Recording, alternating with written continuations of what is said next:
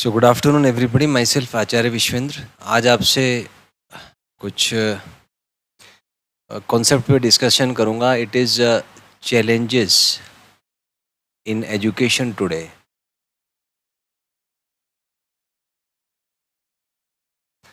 तो आज जैसा कि आपको पता ही है, एजुकेशन इज़ हाईली कॉम्पिटिटिव।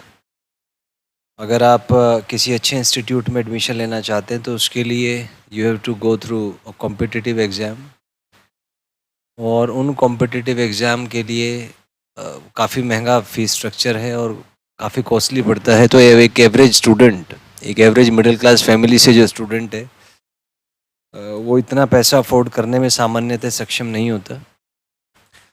और वैसे तो फ्री में यूट्यूब पे काफ़ी ऑनलाइन रिसोर्सेज आजकल अवेलेबल हैं, लेकिन वो भी ऑनलाइन रिसोर्सेज जो हैं, these are not optimised as per the exam is concern.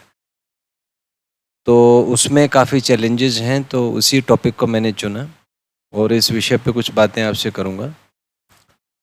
तो सबसे पहले हम ये सोचें कि कोई भी एक कॉम्पिटिटिव एग्ज़ाम लेते ही क्यों हैं, डायरेक्ट एडमिशन क्यों नहीं ले लेते।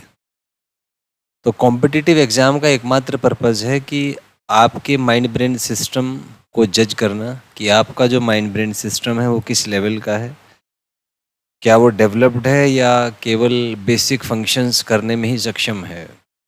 तो कोई भी एग्ज़ाम बेसिकली साइकोलॉजिकली पैटर्न्स पे डिज़ाइंड होता है, और उसको आप डिकोड तभी कर पाएंगे या उसमें सक्सेसफुल तभी हो पाएंगे जब आपके माइंड ब्रेन सिस्टम में वो एल्गोरिथम्स होंगे जो उसको डिकोड करने के लिए आवश्यक हैं। तो इसी विषय पे आपसे डिस्कस करूँगा।